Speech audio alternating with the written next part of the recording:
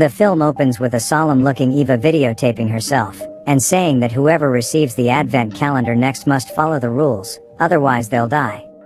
We are then taken to the past, specifically December 3rd, which is none other than Eva's birthday. Eva is a paraplegic who works as an insurance agent, but she gets scolded for underperforming in her job for the past few months.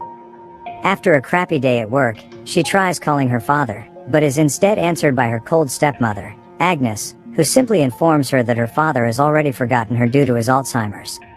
Later that night, her best friend, Sophie, pays her a surprise visit to celebrate her birthday and cheer her up. She comes bearing a gift from Germany, a wooden advent calendar. For those who are unfamiliar with an advent calendar, it is a common Christmas gift in the West that consists of a box with 24 tiny doors, which you are supposed to open one each day starting from December 1st until December 24th. However, the advent calendar that Sophie gives her has an ominous writing on the back that says "Dump it and I'll kill you." Eva takes this message as a joke, and goes on to open the first door with a key she finds inside the box. Inside the door is a piece of chocolate, and she discovers a series of German phrases written on the wrapper. Sophie then helps her translate it. It contains 3 sets of rules. First, the calendar contains candy, and if one is eaten, all must be eaten or you'll die. Second, you have to respect all the rules until you open the last door. And the last one, if you try throwing away the calendar, you'll die. Obviously thinking it's ridiculous, Eva goes ahead and eats the chocolate. Because this is the 3rd of December, she also begins opening the second door, which creeps her out a little because it contains her father's favorite chocolate. And on the third door, she finds an ominous card that contains more German writing. It says to cure hurt, destroy what hurt you. Her curiosity drives her to try opening the 4th door, but she finds the lock jammed. The 2 friends then spend the rest of the evening sharing life stories in the kitchen, until at midnight, they hear the advent calendar ring with a German recording that says midnight is here, open the door. Still thinking it's silly, they go ahead and try opening the 4th door again, and a wooden plank of a cartoon man pops up as the door opens. It contains yet another piece of chocolate, with writing that says Jesus said to the cripple, arise and walk. Because this hits a little too close to home, Eva turns gloomy. She tells Sophie that she'd like to call it a night, and eats her father's favorite chocolate after her friend goes home. But all of a sudden, the phone starts ringing, and when she picks it up, she hears her senile father's voice wishing her a happy birthday before hanging up. This gets Eva excited, and she tries to call her father back but he doesn't pick up. At work, her boss announces that a trainee named Miriam is going to be taking some of Eva's clients, and might eventually take over her job if Eva keeps underperforming. After work, Sophie picks her up and they hang out for a bit at her house, during which time Eva tells her there might be something magical with the calendar, because after eating her dad's favorite chocolate, he suddenly calls her on her disconnected landline.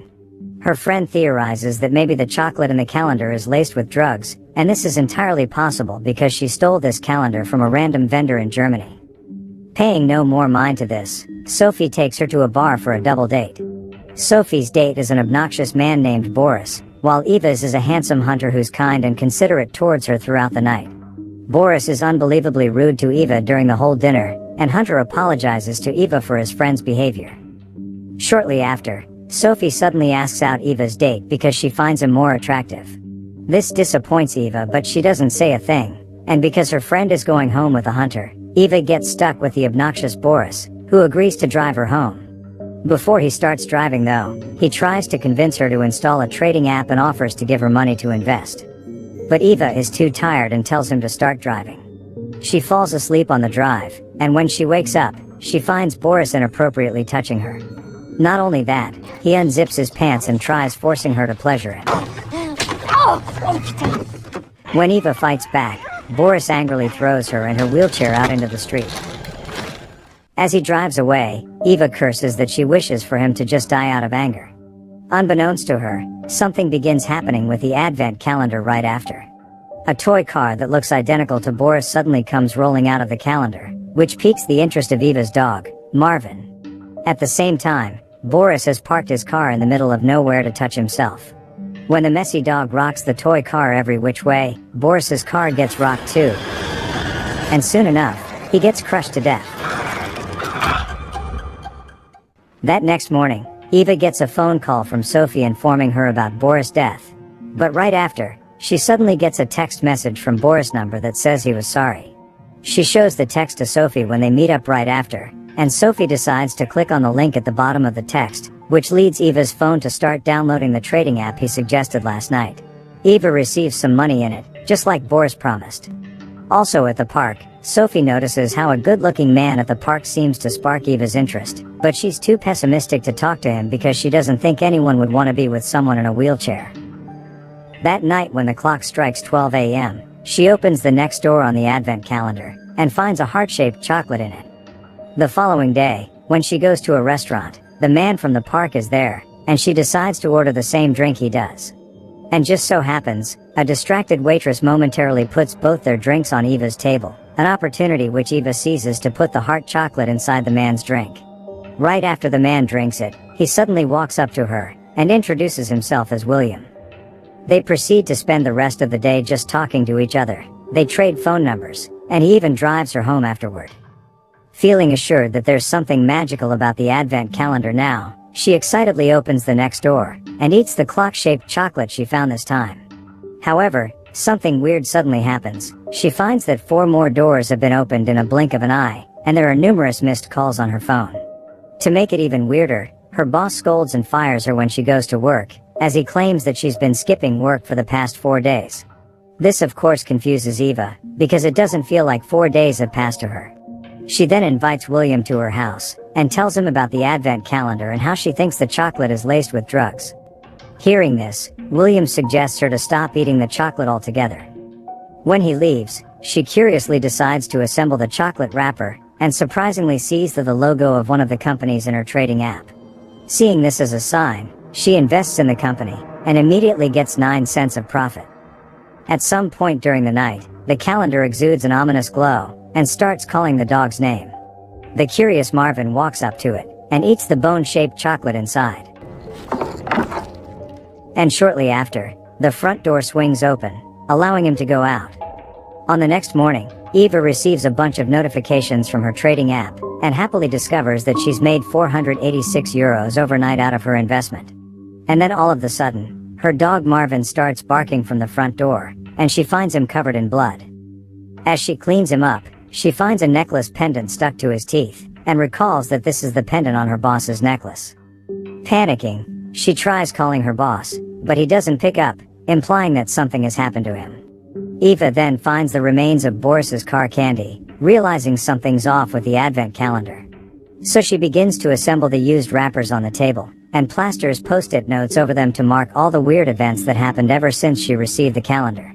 The only chocolate she hasn't eaten so far is the one that comes with a note that says Jesus said to the cripple, "Arise and walk."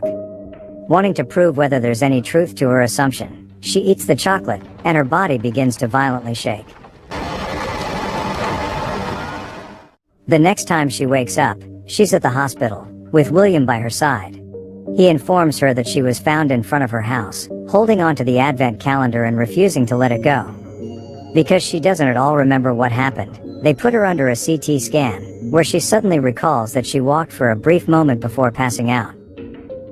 When Eva returns home the next day, she goes ahead to open the next door when the clock strikes 12 a.m. again. At this moment, she considers eating the latest chocolate, but decides against it. Instead, she proceeds to pay a visit to her father's house. There she wheels herself to her father, and feeds him the chocolate. Right after, he warms up to her, and seems to remember her name. But suddenly, he begins saying that the calendar demands a price to pay every time something good happens, and so if Eva wishes to walk, somebody she knows has to die. Her father also adds that he doesn't mind getting sacrificed when the time comes, and that if Eva refuses to let anyone die, she will die instead. That night, she picks up her 15th chocolate, but decides to wait until the next day to take it. She pays a visit to William at the hospital, and tells him that the last time she took the same kind of chocolate, she walked, and so she wants to take this one and let him see what happens. Here her body starts to convulse again. William places a hand on her thigh to steady her, and when Eva wakes up, she excitedly claims that her lower body can feel again.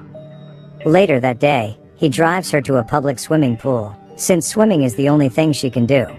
At the swimming pool, she meets Antoine, a man who seems interested in her. Meanwhile, her boyfriend is driving back to his workplace when he finds that she left her house keys in the car. William then drives up to her house and hides her key by her front door, but the door suddenly swings open. The boyfriend then decides to enter the house to check things out. He immediately discovers the notes on Eva's table and realizes that the chocolate marked with the day they met contains a heart.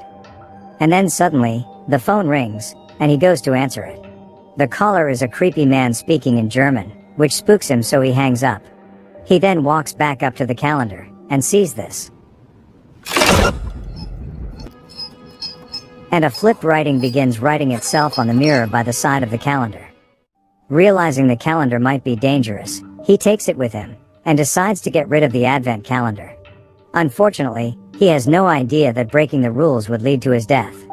And it is at this point that the scary figure from the calendar pops out of the water. Scared, William enters his car, but the figure pops his window and drags him underwater until he dies. At the same time, Eva, who is swimming, suddenly discovers her lover's dead body at the bottom of the water, but there is nothing she can do. She then finds herself transported to the river when she resurfaces, and quickly swims ashore. Eva finally witnesses the creepy figure walking up to her to return her calendar, before she passes out. When she wakes up, she is somehow back home, with someone knocking on her door. It turns out to be Antoine from the swimming pool, who claims that he found her wheelchair and belongings at the pool and decided to return it to her. Since Eva is beyond overwhelmed at the moment, she tells him to go away. That evening, she eats the 17th chocolate, and suddenly hears the sound of a phone ring coming from her bathroom. Here she finds a glowing crack in the mirror, through which she sees William in her house, answering a phone call, which is none other than the events from yesterday. She desperately calls for his name, but he couldn't seem to hear her, so she carves out a message on the mirror, trying to tell him to not dump the calendar, but the creeped out William simply closes the calendar, and the rest is history. On the next evening, Eva appears to dread it when the calendar rings. This time, a knife comes out of it, with a drawing that signifies that Eva must kill her dog. When she refuses, a hand begins choking her, and so she reaches for the knife again. When her friend Sophie pays her a visit that next morning, she finds a trail of blood all over the floor, and finds Eva sitting with her dead dog at the end of it. Concerned, Sophie decides to spend the night at her place to make sure she's okay. Sophie explores the house, and goes through old pictures of Eva from when she still had functioning legs and had a career as a dancer. But then, she gets interrupted by the cartoon man popping out of the calendar. When she opens the next door, it contains a chewing gum with a phallus logo on it, so she smiles and tucks it into her pocket, right when an anxious Eva rolls in and demands her to hand it over. But Sophie doesn't give her the one she got from the calendar, so Eva feels no effect at all. When Sophie takes her on a drive to a vacation cabin, she suddenly finds herself transported to the past, to mere moments before the car accident that crippled her happened. When she returns to the present, she's in the vacation cabin with Sophie, and seems distraught by the reminder that she can't walk anymore, because Sophie got them into the car accident in the past. And so she spends the day trying to remind herself that she loves Sophie and doesn't want to hurt her, while Sophie goes out hunting with her boyfriend, Hunter. That night, Sophie comes up to her, and the two converse about the car accident. Sophie says she blames herself for what happens, while Eva tries telling her that the calendar grants wishes at the cost of the lives of others, because early on she was given a note that says to cure hurt, destroy what hurts you. Eva thinks the calendar will eventually kill Sophie so she can walk again. Sophie, feeling guilty, says she'd be okay with dying if Eva gets her legs back, but Eva doesn't like this idea. Thus, she hands Sophie the latest chocolate from the calendar and tells her to keep it because she's afraid Sophie will die if it's eaten now. While Eva spends the night trying to convince the calendar to not kill her friend, Sophie puts the chocolate by her bedside as she joins her boyfriend in their own room. She also gives Hunter the phallus candy she got from the calendar previously. Not long after, Eva discovers a compartment on top of the calendar that contains a painting along with a German address written on it. She then hears a commotion coming from Sophie's room, followed by Sophie's bloody body getting thrown out to the floor, along with her boyfriend's. Standing over them is the creepy calendar man. He kills them both and insists that Eva eat the latest chocolate.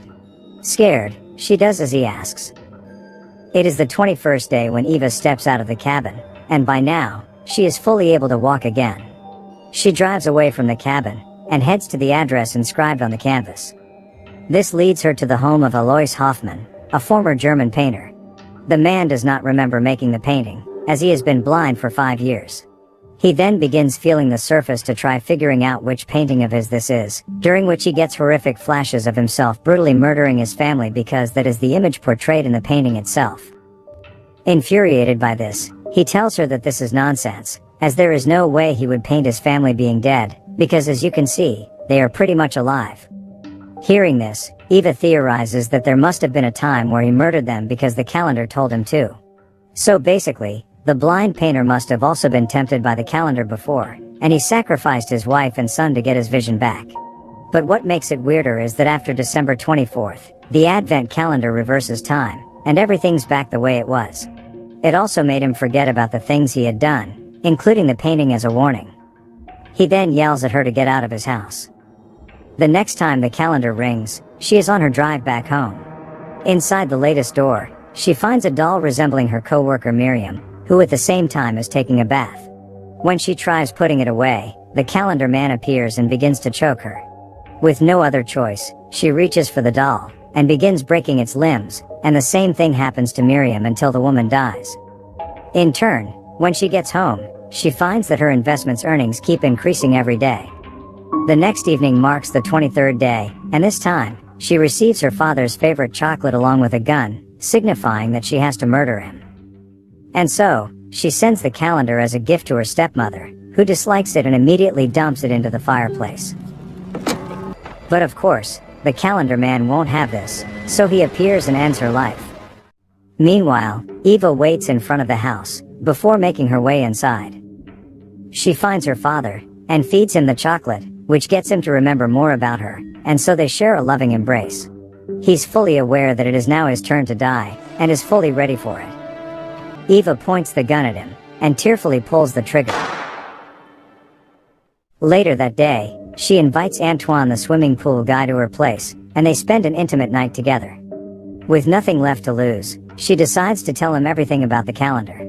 Based on her conclusions from visiting the German painter, she explains to him that this is the last night she'd be able to walk, and after this she's going to fall asleep and wake up on December 1st, and would be back to her paraplegic self. Not only that, every single event that happened in the past 24 days wouldn't have happened, and she won't remember anything either. Later that night, she heads up to the rooftop and records a message for the next person who receives the Advent calendar, telling them to follow the rules, and if they die before December 24th, all deaths will be final. She then lewdly dances until the calendar rings, and puts her phone inside the compartment up top. Finally, the time for her to unlock the final door has come. When she's about to eat the 24th chocolate, Antoine suddenly steps in, and recites the second rule to her, which is that you have to follow all the rules until you open the last door. Since Eva has now opened the last door, she doesn't have to obey the rules anymore. To prove this, he takes the calendar and dump it, but he doesn't die. He then tells her that she has the choice whether to eat the last chocolate, and get transported back to December 1st, and everyone leaves but she's paraplegic, or she can stay here, and everyone stays dead but she's able to walk. Eva's mind races, and all the victims flash in her head. She screams at the last chocolate, unsure which to choose. The film ends with a man knocking on Eva's door while holding a phone with a video of Eva on it, revealing that he's the next person to be cursed by the Advent calendar after Eva.